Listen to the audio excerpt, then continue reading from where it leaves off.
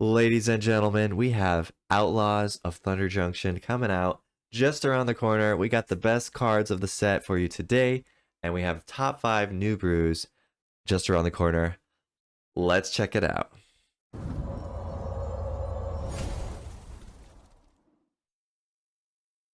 What is up, everyone? Welcome back. It's been a little while since our last video, but we have a new set coming out, the Outlaws of Thunder Junction.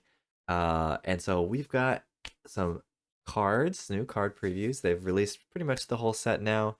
And they've also released kind of like the special cards that come in some of the packs as well, the big score, they call it. Today we're just looking at the Thunder Junction cards, at the best cards, and there's quite a lot of them, so we're going to try to go through this very quickly and just briefly talk about why they seem good to me and where they might see play. So let's get into it. All right, starting us off, we have the Caustic Bronco, 1 in a black for a 2/2 Snake Horse Mount. Mount is a new type, which is kind of like the enlist mechanic, where you tap another creature to give this a special ability. Whenever this attacks, you reveal the top card of your library, you put it into your hand, and you lose life equal to that card's mana value. So kind of like Dark Confidant, but it triggers when you attack. And then if it's saddled, the opponent loses life instead, so it kind of burns out the opponent. This card is just pretty solid. It's always going to draw you at least a card if it attacks in. So even if you end up like losing this when you swing in, you're still going to get a card out of it. So not really bad. Worst, it's at parity. And in some cases where the board is clear or it can't be blocked, then it's going to generate a ton of value. So very good. Next one, Dust Animus, 2 mana for a 2/3 flying spirit. Type is good. It's flying. Stats are pretty good. And then if you have 5 or more untapped lands when it enters the battlefield, it gets +2, or it gets 2+1/+1 counters and a lifelink counter. So it becomes a 4/5 flyer with lifelink. Very, very solid. And how do you get it into the battlefield with 5 untapped lands? Well, you use the plot mechanic, which kind of like lets you pay in advance before you cast the spell on a later turn. So you would plot it on turn 2, 3, or 4, and then on turn 5, you get to cast this without spending any mana, and so it comes in with the extra stats. So pretty good, probably good in some sort of white aggro deck. You know, you're pretty happy with just a 2 mana 2/3 with flying, and then late game you can play it as a bigger guy. All right, next up we have Forsaken Miner. It's black for a 2/2. It can't block, and whenever you commit a crime, you can return it from the graveyard to the battlefield. It's just a pretty solid 1-drop, good stats, and you can recur it anytime you use a removal spell or any other things that target the opponent's creatures. So pretty solid. Could be good in control. Could be good control and good in aggro. Definitely has a lot of places where it could be good. All right, next up, Geralf the Fleshwright. This is 2 and a blue for a 2/3. And whenever you cast a spell other than your first spell, you create a 2/2 blue-black zombie rogue creature token. And then for each additional zombie that enters the battlefield after the first one, you put a +1/+1 counter on it. I think you want to play this in some sort of like cheap cantrippy blue-red deck or maybe blue-black deck. We already have the blue-black decks in standard that are pretty good, so it could be something like that. I think you're pretty happy if you play this like turn 4. You play this, you play Cut Down, something like that. You get a 2/2 zombie. Pretty good for the stats and what you paid. You could also play this in some sort of zombie-based deck because it just says whenever a zombie enters, you get the +1/+1 counter, so it doesn't have to be from this card's abilities triggering. So you could play this turn 3, turn 4, play 2 zombies, and you get the +1/+1 counters. Pretty good. So yeah, I think it's good. Does it have a home? We'll have to see, but it's a good card. Next one, Gold Vein Hydra, X and a green. It's a 0/0 with Vigilance, Trample, and Haste. So a lot of stats on this. It enters the battlefield with X +1/+1 counters, and then when it dies, you create a number of tapped treasure tokens equal to its power. So I think you're pretty happy if you play this on like X is 3. You know, that's 4 mana, comes in as a 3/3 Vigilant Trample Haste. When it dies, you're gonna get 3 treasure tokens. That's pretty solid. Anything bigger than 3 is also good. So um I think it could be good in a lot of decks, not just mono green. I mean anything that wants treasures for sure. There's a new card that's Magda, 2 mana that makes dragons from your treasure, so that would be really good. Yeah, I think it so Gruul, mono green, potentially some sort of ramp deck. This seems pretty solid. Next up, Hard Bristle Bandit, 2 for mana for a 1/1 that taps for 1 mana of any color. So it's a mana dork. And when you commit a crime, you untap it, and it only triggers once each turn. I did miss that part of it. That does make it a little bit worse. Thinking you could kind of go infinite, removing creatures and untapping this thing, but if it's only once a turn, that is definitely a little bit worse. It's still not terrible. Like a mana dork is usually kind of decent, and then having the potential to get 2 mana in a turn, that's still pretty good. So not bad, but definitely not as good as I was thinking. Next up, Hollow Marauder, 6 and a black. This spell costs 1 less for each creature card in your graveyard. It's flying for a 4/2, and when it enters the battlefield, any number of target opponents discard a card, and then if they can't, or if they don't discard a card with mana value 4 or greater, then you draw a card. So it's card advantage, makes the opponent discard a card. Even if they discard like a land, you still get the card, so that's very, very solid. And there's a few other self-mill synergy cards in standard that could work with this. So definitely I think it's very solid in that sort of archetype where you're like milling yourself or getting stuff into your graveyard pretty quickly. All right, next, Honest Rusting. This is a pretty crazy card. It's 1 black and a green. The 3/2. When it enters the battlefield, return target creature card from your graveyard to your hand. So obviously on curve, you might not get anything back unless the opponent killed your 2-drop or your 1-drop. But you know, even if like turn 4, turn 5, you potentially get a creature back. That's pretty solid. And then creature cards you cast cost 1 less to cast, so it discounts all your future creatures. Um, Maybe like a green black mid-range deck would want this, or aggro deck. But I mean, both the abilities are really solid. The stats pretty good. Obviously, for 3-drop, you'd want a little bit more stats, but it has the other abilities on it, so I think it's a pretty solid card. Next up, Jace Reawakened, blue for a Planeswalker with 3 loyalty. You can't cast it on your first, second, or third turns though, but you play it on your 4th turn, and you can hold up 2 mana for some sort of counter spell or removal or whatever. And then its abilities are +1, draw a card, discard a card. So loot, +1, exile a card from your hand, and it becomes plotted. It has to be mana value 3 or less, though. I think both of those abilities are decent. The plot one is definitely very good in older formats where you can kind of abuse certain cards to get out a very expensive card for cheaper. Um, but other than that, standard, it's probably just like a decent value. You get a planeswalker and you get to cast something from your hand, so you kind of get the double spell on the turn you play it, which is nice. So you could even like Jace, do the +1. Oh, you can't play it on the same turn, right? Plot is a different turn, so I guess you just kind of get the mana advantage for the next turn. So you play Jace, hold up counterspell or removal, you plot some 3 mana creature or Celestis or something that you really want to get down on the next turn, and then you just hope that you can keep your Jace alive to keep doing that for the next few turns. It's just not necessarily impossible. Maybe you plot the draw spells or things like that. So it's pretty decent. It does give you a mana advantage pretty early on in the game, so you could kind of run away with the game if it's not taken care of. And then the ultimate is what you really want to get to. Till the end of the turn, whenever you cast a spell, you copy it and you choose new targets. Notably, it doesn't say instant or sorcery, it says spell. So you can also copy creatures or artifacts or enchantments. So I think you could, make some sort of Jace base deck with some creatures where you're plotting the creatures and you can copy the creatures later if you get to 6 mana. That seems pretty good. Maybe in the Demir Croft deck that some people are playing where you want to draw cards to pump your creatures.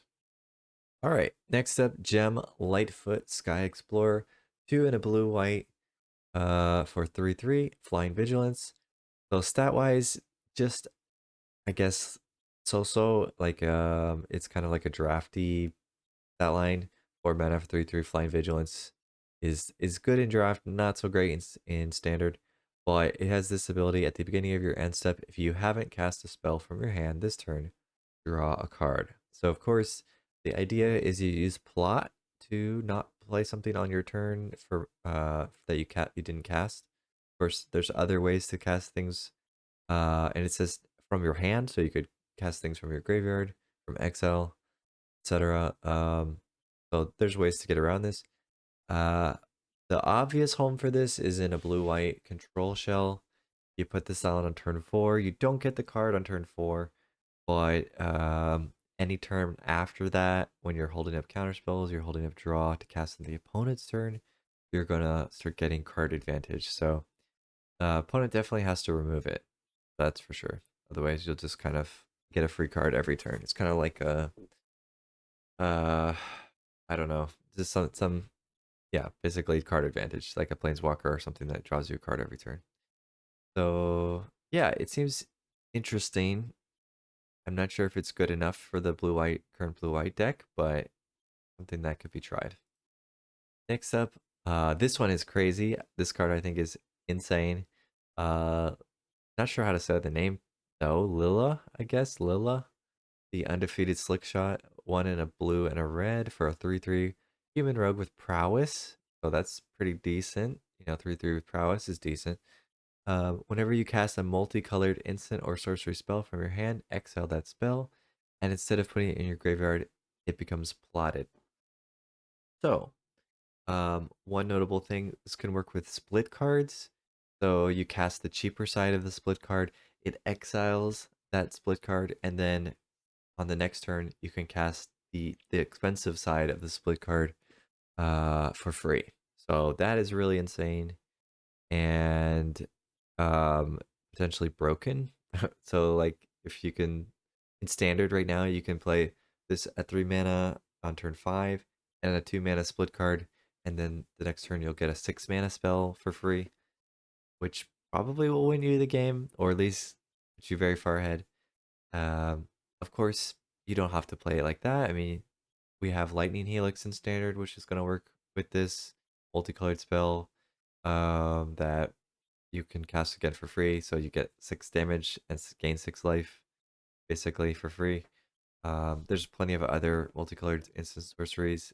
It's just this value on this is so high that I don't know how you can not think this card is broken. Basically, it's only at 3 mana, so it's not like a super late game card. Yeah, I think this card is just insane. All right, next one, Magda Hordemaster. 2 mana, 1 in a red for 2/2. Whenever you commit a crime, create a tapped treasure token. It only triggers once a turn. That's a little bit sad, but when after you make some treasures, you can sacrifice 3 treasures and create a 4/4 red dragon creature token with flying, and you can only activate it as a sorcery, so you can't instant speed pop in a dragon and block or something like that. But the dragon has haste, so that's pretty good. This card seems quite good. You just plop it down on 2, and if they don't remove it, you start generating value. Maybe you want to play it on turn 3 with cut down, or turn 4 with go for the throat, something like that, so you get your crime in right away and get a treasure.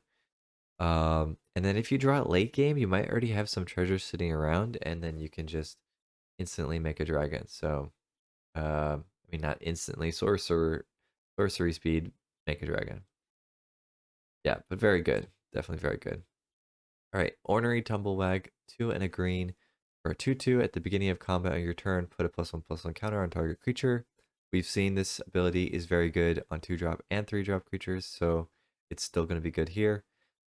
Whenever this creature attacks while saddled, double the number of +1 counters on target creature. So you put a counter on something, you probably on this creature, you swing in, and then while it's saddled, and it doubles the counter. So it's going to quickly get out of hand with all the doubling that's going on. Of course, you can have other cards that put counters on things like the Ozoleth, um, and there's plenty of other cards that do it. So you can just double up all your counters pretty quickly. Next one up, Pillage the Bog. This is a pretty good card draw slash fetch card in green black. Look at the top X cards of your library, where X is twice the number of lands you control. Put one into your hand and the rest in the bottom of your library in a random order. So, cast it on turn 2. You're going to get to look at 4 cards, put one in your hand. That's not bad. Late game, let's say you have 6 mana, then you're going to get to look at 12 cards, put one in your hand. 12, that's pretty good. That's like a huge portion of your deck. You can also plot this and cast it later, which is, I don't know why you would do that, but maybe you would. But yeah, I mean, it's just a pretty good way to find what you need in your deck at a pretty affordable rate. All right, plan the heist. 2 and a blue. Surveil for 3. If you have no cards in hand, then draw 3 cards. Plot for 3 and a blue. This one, I think this is one of the most efficient draw cards we have in standard right now. We saw back in Eldraine, the Throne of Eldraine, way back a few years ago, that the Rogues deck had I'm not gonna remember the name. I'm too bad with names, but there was a spell that, depending on how many cards the opponent had in their graveyard, I think it was costing 4 mana, if I'm not mistaken. But it would also draw 3 cards. Oh my gosh, I'm totally forgetting. I should have looked it up before this, but please forgive me. But anyway, the point is, in some sort of aggressive deck, you might want to have something like this to refill your hand and kind of continue. Like, it's not that crazy to think that by turn 4 you might be just about out of gas or completely out of gas, depending on your mana curve. So if you're out of gas, you get Surveil 3 and draw 3, which probably means you get 3 good cards. And then if you're not out of gas, maybe you have 1 or 2 cards left in hand, then you just go up to 5. So either way, it seems pretty good. If 3 draw, 3 for 4 mana, that's the cheapest I think we've ever seen for that. Except for Ancestral Recall, of course, which is banned in most formats. So yeah, it seems pretty good.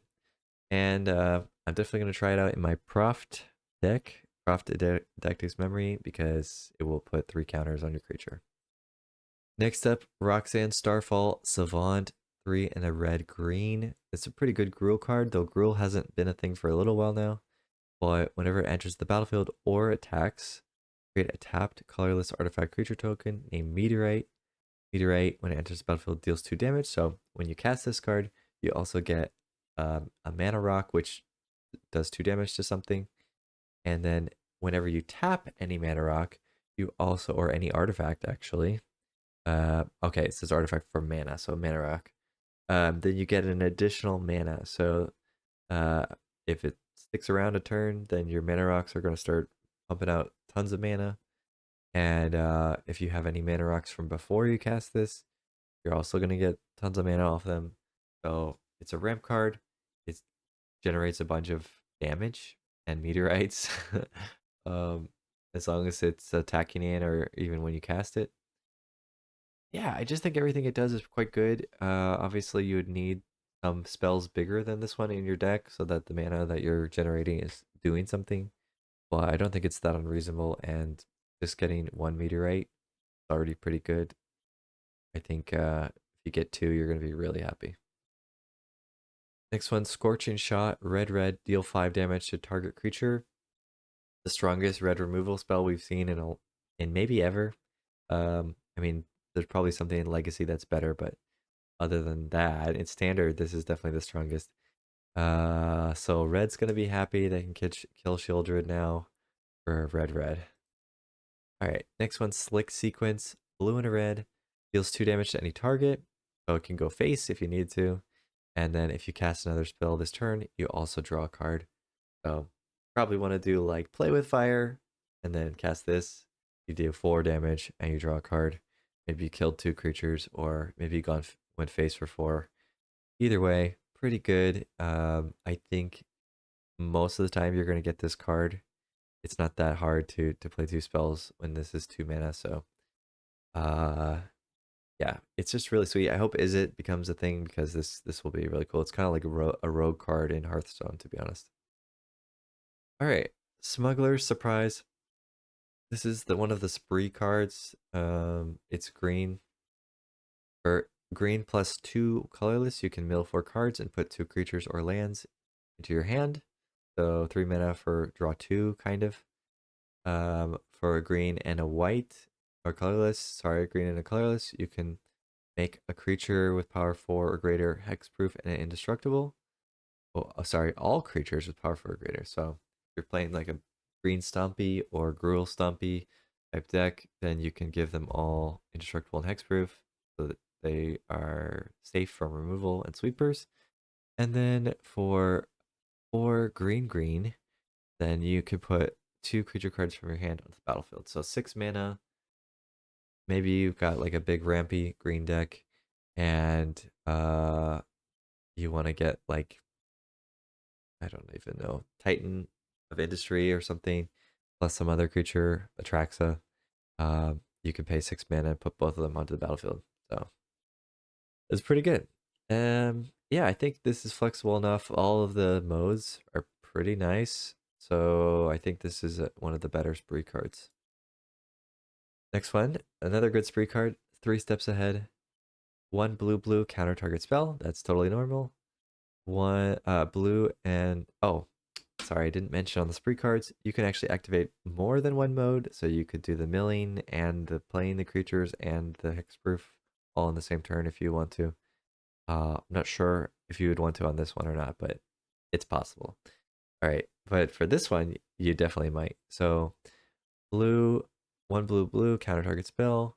If you pay 3 colorless, you can create a token that's a copy of an artifact or creature you control. And if you play 2 colorless, you can draw 2 cards and discard a card. So in a control deck, you're pretty happy on turn 3 to have a counterspell. And then turn 5, you can counter something and draw 2, discard a card. That's also really nice in a control deck. And then I don't know how many creatures you'll have in a control deck, but maybe you have 1 giant big creature. So like super late game, you can make a token copy of your creature, and counterspell and or draw cards and discard cards. So all of the modes pretty good in a control deck, and you'd be pretty happy to cast all of them in the late game. So this card is definitely very good. Next one, and we're almost to the end. Tiny Bones joins up. It's black. When it enters the battlefield, the opponent discards a card, so they get to choose what they discard. So not that great, but it's a 1-for-1 card advantage. Like net negative, net whatever, even. And then whenever a legendary creature enters the battlefield under your control, any number of target players mill a card and lose 1 life. So you can make the opponent mill a card and lose a life. You can also do it yourself if you have a mill-based deck, which you might. There's quite a few ways to do that, or take advantage of it, I should say. And then also this triggers the new mechanic of committing a crime. So you're targeting the opponent and making them mill. So now you can trigger any of your cards that depend on that. So yeah, it seems like a pretty good enabler for those types of deck, like Rakdos Crime or Dimir Crime or something like that. And we just talked about Tiny Bones, but here's Tiny Bones to the creature, the Pickpocket. It's black for a 1/1 death touch. Whenever it deals combat damage to a player, you may cast target non-land permanent from their graveyard, and mana of any type can be spent to cast it. So it's a good body with death touch. It's card advantage potentially when you deal combat damage, and then also it commits a crime when it deals combat damage. So pretty much everything you could want in a creature. Definitely very, very good. Next one, Vile Smasher, Gleeful Grenadier. black and a red for a 3/2, so very good stats, 3/2 for 2. Whenever an outlaw enters the battlefield, you deal 1 damage to target opponent, and you target the opponent so it commits a crime, which, so this is probably good in like a Rakdos crime deck, and also assuming your Rakdos deck is somewhat aggressive, which normally they are, you know, dealing just a few points of damage from this is going to make you pretty happy, with the stats also being quite good. So yeah, seems pretty good. Next up, Vraska joins up. This is green and a black. It puts a death touch counter on each creature you control, and whenever a legendary creature you control deals combat damage to a player, draw a card. It's an enchantment, so it sticks around. Um, Basically, you make it so that the opponent doesn't want to block your creatures. Maybe you have a go wide token type deck or a bunch of cheap creatures. You put death touch counters on all of them, and then you swing in and you draw cards. So I guess it has to be legendary creatures to draw cards, notably, but still pretty good. So it's kind of like a Gix enchantment that also gives your stuff death touch. So yeah, definitely pretty good. Next one, Aven Interrupter, 1 white, flash flying for a 2/2. When it enters the battlefield, you exile target spell. It becomes plotted so they can cast it later. And then spells your opponent casts from graveyards or exile cost 2 more to cast. So you counter their spell for a turn.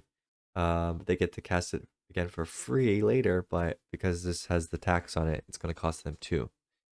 And then also, notably, the tax effect is applied to everything, not just the card that you exiled. So if they've plotted other things, it's going to have the tax effect. If they try to cast like Underdog from the graveyard, it's going to have the tax effect. So there's, you know, some additional upside to not just countering the spell. All right, and then Bristly Bill, Spine Sower. This is another one of the green cards which care about counters, and I think there's probably enough in standard that there's going to be a green deck. But whenever a land enters the battlefield, you put a +1/+1 counter on target creature. Doesn't have to be this one. And later on, you can pay 5 mana to double the number of +1/+1 counters on each creature you control. So it doubles all the counters. Uh, that's pretty good. So definitely will probably, I mean, there's a high likelihood that we'll see some sort of green counters deck in standard because there's just so many of these cards that care about counters now. All right, and that brings us to the end. So those are the cards I think are quite good in the new set. Probably one or two that I left off. You can let me know in the comments if there's something I missed. But I have pretty good confidence that most of these cards will see some play in standard and maybe other formats. We'll just have to see what decks they fit into and how it works out. But the power level in general is pretty high. I don't think anything is like outstandingly high, except for maybe one or two of the legendary creatures. But for the most part, they all seem like playable cards, pretty playable cards. All right, that's gonna be it. I hope you go out there, have some fun on the ladder, and hope you're ready for the new set. Till next time, see ya.